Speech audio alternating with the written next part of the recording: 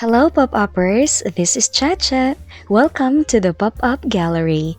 For today's video, I'm going to show you how to make a pop-up art design with a rotating arm mechanism. So stay right there and keep watching.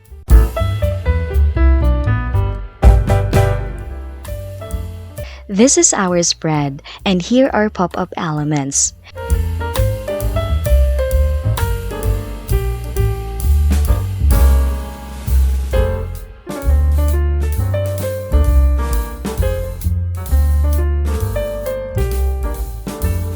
Okay, so let's start.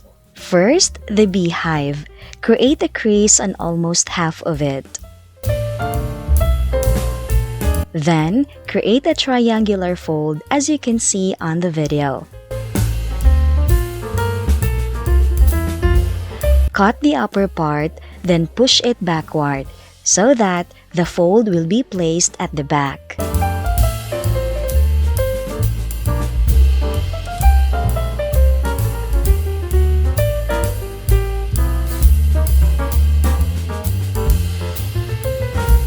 As you can see, I put separate tab extensions because I don't want to lose the curved edges of the beehive.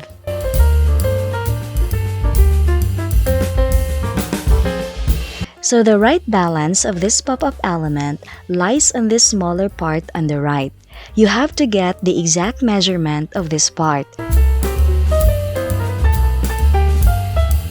As you can see, it's 3.3 cm from the crease to the edge. And this measurement will be used to where we should exactly put the tab on the left side of the beehive from the center crease of the spread. This is very crucial because if the measurement is wrong, the pop-up won't work well.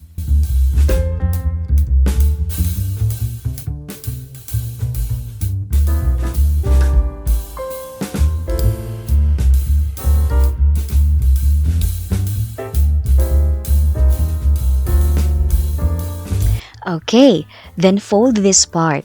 Put glue on the tab and close the spread to make sure that that tab will be placed on the right area.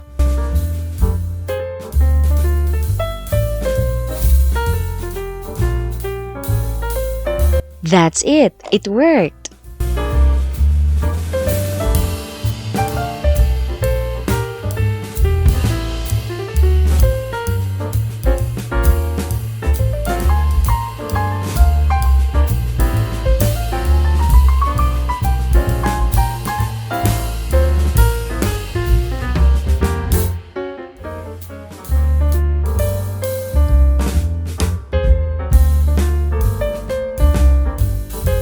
Now, let's put the leaves.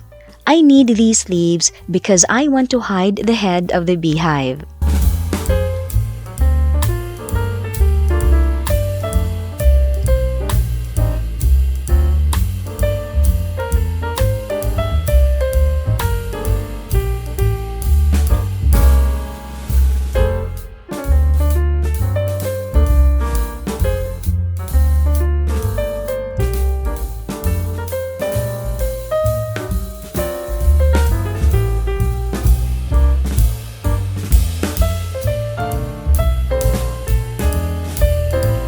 Now, let's attach the tab for the rotating mechanism.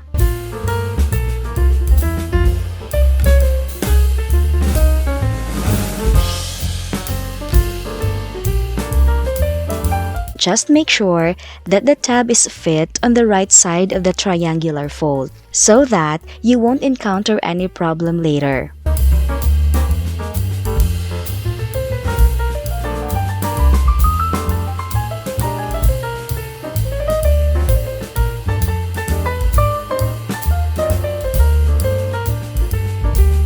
So, this is the look of our rotating tab.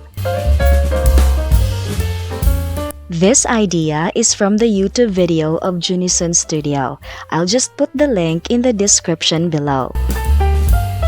Okay, it's time to attach our element. Put a glue only at the tip of the rotating tab, just enough to hold the jug.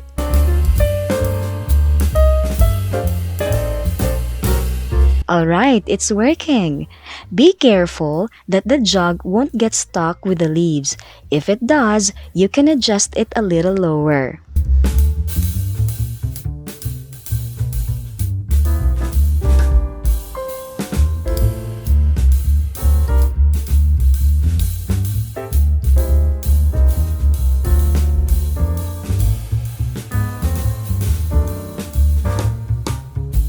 Next is the bamboo cup.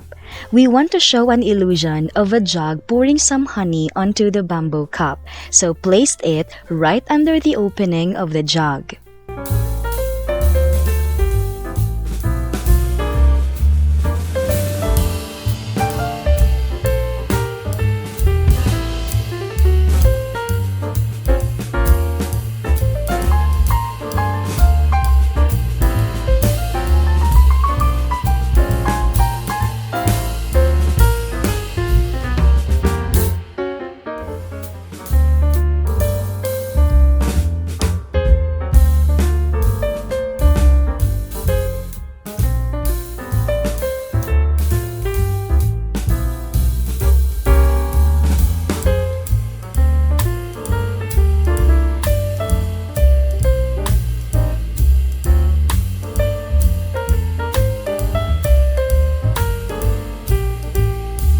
Then, attach the beaver's hands as if it is holding the cup.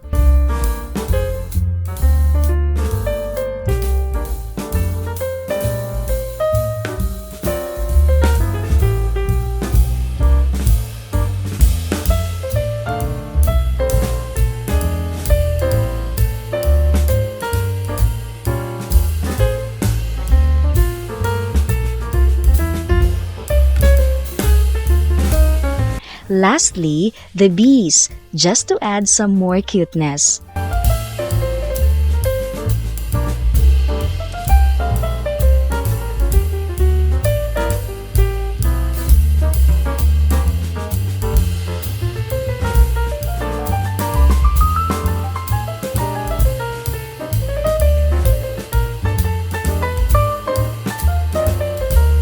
As you can see, there is a negative space on the left side of the spread. I am actually going to put some text on that space, so for now, let's just leave it that way.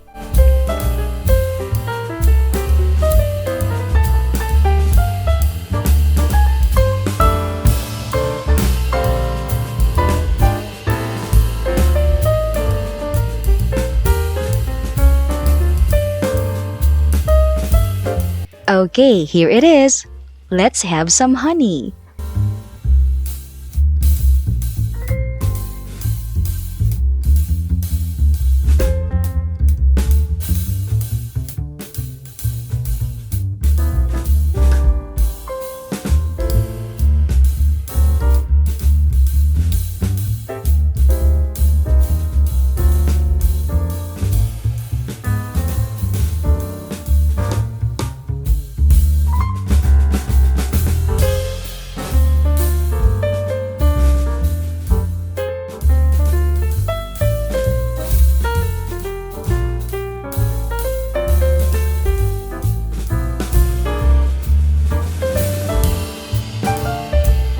Thank you, Pop-Uppers! I hope that you enjoyed the video. Just leave your comments in the comment section below.